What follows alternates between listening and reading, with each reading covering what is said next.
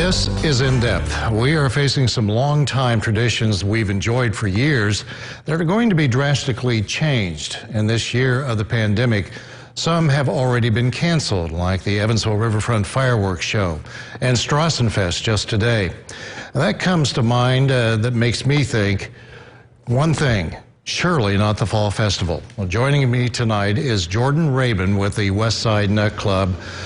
Jordan, thank you so much for joining us tonight. The Fall Festival is still scheduled the week of October 5th, but this is going to be a real challenge. And how is the Westside preparing now on these contingencies that'll take place between now and October?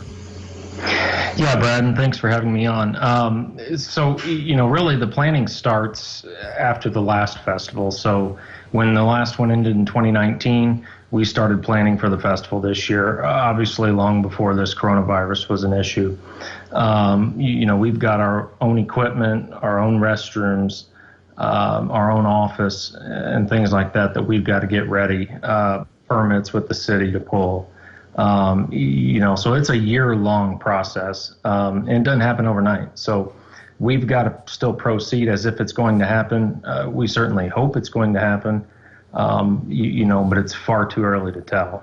We are talking about tens of thousands of people over the years that fill West Franklin Street. How do you social distance in an environment like that if we are still being required to do that come October?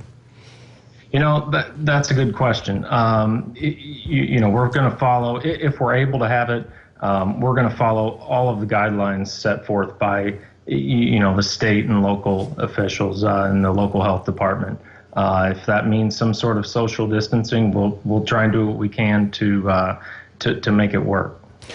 Jordan, is there a specific, deadline that the Nut Club is going to have to follow where you have to make a decision one way or the other because of the nature of the planning for this event, to let the vendors know, to let security know, law enforcement, the vendors for the rides and those food booths?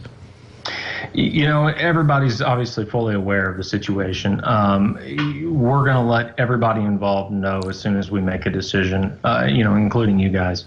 We don't really have a deadline where we want to have a decision made. Obviously, if we're going to let this go as long as we can, in hopes that something changes. We're going to follow, once again, the governor's guidelines.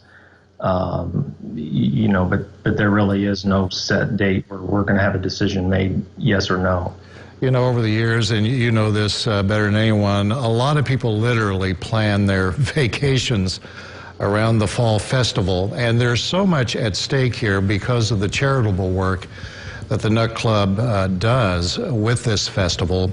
Last year, that half pot raised more than $1 million. We're talking about a lot of economic impact here. Yeah, so obviously the big thing last year, a big new thing, was the half pot. And that's something that we've discussed and are already in process of trying to still have. We're making contingency plans to try and have that one way or the other.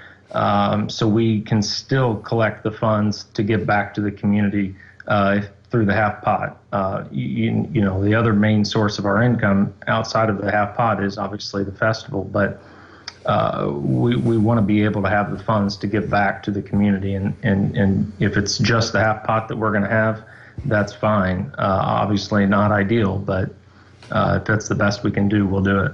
And what do you say about the people of the Tri-State who have been so supportive of the Fall Festival? We've faced a lot in the past 2 to 3 months. This is a very short period of time, and the future seems to be, unwritten at this point. What have you learned from all of this, Jordan, about perspective, putting this festival in perspective?